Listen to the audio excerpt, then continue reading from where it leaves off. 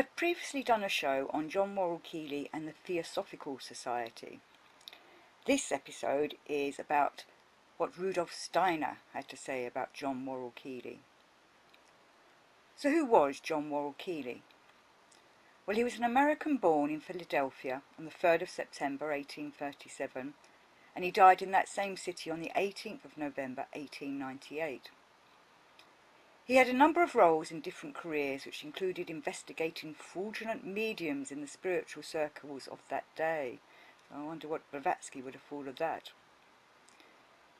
It was in his later years that he came across the role that was to intrigue Blavatsky to write a whole chapter about him in her magnus opus, The Secret Doctrine, and also for Steiner to take note of his work. Keely was an inventor of strange machines that could capture a mysterious force, a force that seemed to be created out of nothing. Yet he, Keely, believed it was the ether.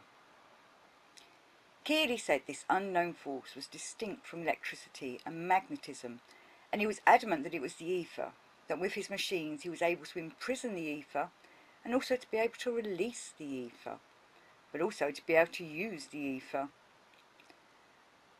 John Ernest Worrell Keely, born in Philadelphia. He was the founder of the Keely Motor Company, which promulgated his many inventions and where he could work on his machines, all of which had a bit of an obscurity about them.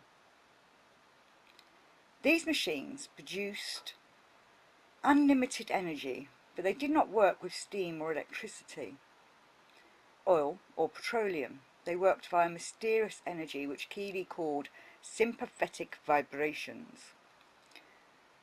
What was even odder about his machines was that they only worked when he operated them. It was as though he had the magic touch that would set them off, and we shall come to more of this in a little while. I'm just going to give you a little biography. As a child, Keely had an interest in sound and vibration, and he soon realised that they had a connection. There are a few versions of how he came to this conclusion. One such story is that as a child he noticed that when a wagon rolled past his house, the glass windows would vibrate and would continue to vibrate for a while after the wagon had passed by. He called this sympathetic vibration, and he used this term when he described how his unlimited energy producing machines worked. And he wrote, "My system in every part and details, both in the developing of this power and in every branch of its utilization, is based and founded on sympathetic vibration, or sympathetic vibration physics as it is now known." So Keely describes how vibrationary motion is present in every object, and this vibration can be influenced by sound. Keely looked into sounds and musical calls and the effect they have on objects. He was a musician and played with the local orchestra, so he already had an understanding of musical harmonies. What he was looking for was the force that was created with the sound vibrations. He realised that it was an unseen force, and he set out with his machines to harness it. This force that he harnessed, he realised, was a new type of energy, which he called simply the force. Many people now call it the ether. And the Collins English Dictionary refers to the ether as the hypothetical medium formerly believed to fill all space and to support the propagation of electromagnetic waves. Keely was drawing energy from the ether. He was collecting ether and producing energy from the atmosphere using vibration and sound. He regarded this as working with the natural laws of nature, a merging of natural and universal laws of his machines to create a free and unlimited energy. So the Keely machine, or the Keely motor, is what he is known for in his time, and this machine was a dissipating motor that was also a generator that once set off or produced unlimited energy.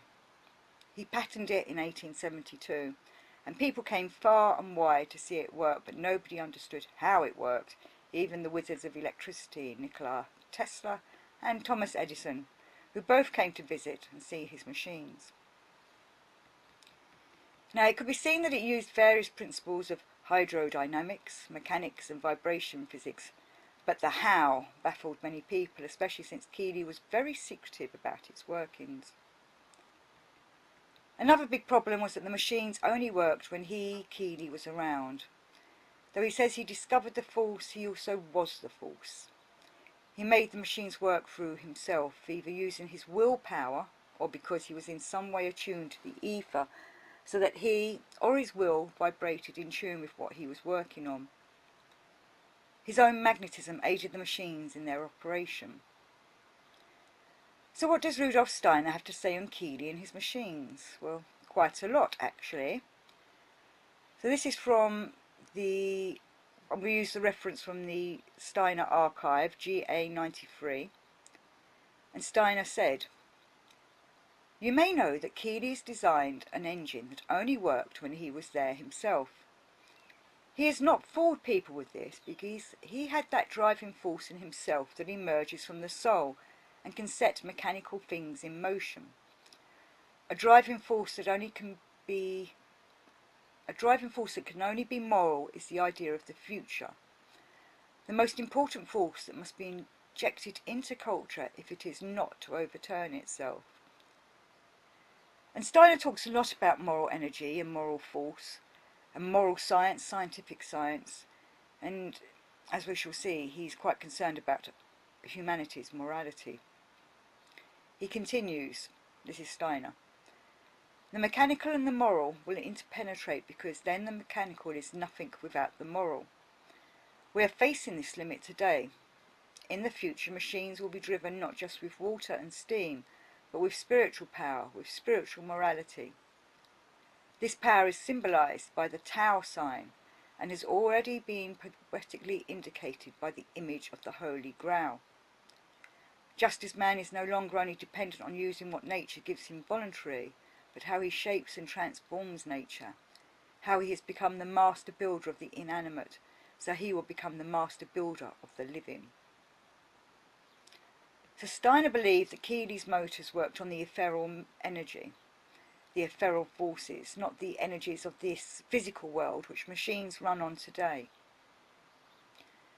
Steiner said that Keely was able to use his own etheric body to make his machines operate. Steiner says, and this is from GA 169, "It occurred over there in America a few decades ago, where I should like to say the antipode of Tolstoy emerged in Keely, whose soul was the ideal of constructing an energy that would not run through steam, not through electricity, but through waves that moved, which the person excites himself in his tone, in his language. Imagine a motor that is set up in such a way that it is set in motion by those waves that one excites when speaking, for example, or as a person in general of one's mental life. It was still an ideal. Thank God that it was an ideal then, because what would this war have been if this Keelian ideal had really been realised at that time? Once this is realised, you will only see what the coordination of the vibration means in terms of external motor force." And we've got to remember that Steiner's talking during the First World War here, so he must have been quite concerned if Keely's machines had got into the wrong hands. So Steiner talks about the moral implications, and this is something that was very relevant in Steiner's ideas about the future and the relationship between humanity and the machines. Steiner relates that these machines of the future will be driven by the power of the Tao and selfless love, and the Tao is like a cross. Steiner says, and this is from the Karma of Human Vocation, "It will be possible to use this power to drive machines which will, however, cease to function if egotistical people make use of them. It is perhaps known to you that Keely invented a motor which would only go if he himself were present. He was not deceiving people about this, for he had in him that driving force originating in the soul, which can set machines in motion, a driving force which can only be moral. That is the idea of the future, a most important force with which culture must be inoculated if it is not to fall back on itself. The mechanical and the moral must interpenetrate each other, because the mechanical is nothing without the moral. Today we stand hard on this frontier. In the future, machines will be driven not only by water and steam, but by spiritual force, by spiritual morality." And Steiner adds in the book The Christian Mysteries that this is the first hint of a dawn for a technology of the future. He goes on to discuss Keely and the moral implication of the Keely motors in Toward Imagination. He writes, or he says, some years ago, this phenomenon appeared in America with the emergence of the polar opposite to Tolstoy, namely Keely. Keely harboured the idea of building a motor that would not run on steam or electricity, but on the waves we create when we make sounds, when we speak. Just imagine that, a motor that runs on the waves we set in motion when we speak, or indeed with our inner life in general. Of course, this was only an ideal, and we can thank God it was only an ideal at that time, for what would war be like if Keely's ideal had been realised? If it is ever realised, then we will see what the harmony of vibrations and external motor power really means. But Steiner then warns us in the lecture series Polarities in the Evolution of Mankind that there is an Ahrimanic effect of the technology of today. He says, it has to be clearly understood that Western culture is in its initial stages. We can see that this is most immediately apparent at the point where economic processes sprout from technological processes. If I may put it like this, a very typical example is the ideal which once conceived by an American, an ideal that is bound to come to realisation in the West one day. He's talking about Keely here. It is purely Ahrimanic ideal, but one of high ideality. It consists of using the vibrations generated in the human organism, studying them in great detail and applying them to machines to the effect that if someone stood by a machine, even his smallest vibrations would be intensified in that machine. The vibrations of human nerves would be transferred to the machine. Think of the Keely machine. It did not succeed at the first attempt because it had been largely developed from instinct, but it is something that will certainly be realised one day. Here something arises from the crude mechanistic material, the mechanistic material world that points to what is to come. Material mechanics linking up with immaterial spiritual elements. All this technology has to be used only when humanity is ready for it, has the moral inclination to use it for good, for the wellness and further evolution of humanity, and not misused by dark forces. And Steiner's telling us about this in the changed conditions of our times, that the mystery schools were aware that this kind of technology was coming, and that only certain people would be able to operate it in the initial stages. Steiner hints again at these machines in his mystery dramas, where the character of Strada discovers a machine and is able to operate it. And these types of machines bring a new form of technology, and it has been remarked by quite a few people how the Strada machines in the plays do resemble the Keely machines. Only Keely was able to make his machines work, but he allowed other people to attempt to start them, but nothing would happen, except when Keely stood by them and would touch them, usually on the shoulder, and then the energy would go through them and the machines would start up. H.P. Blavatsky writes, and I will add that Steiner agreed with this, and she writes this in The Secret Doctrine.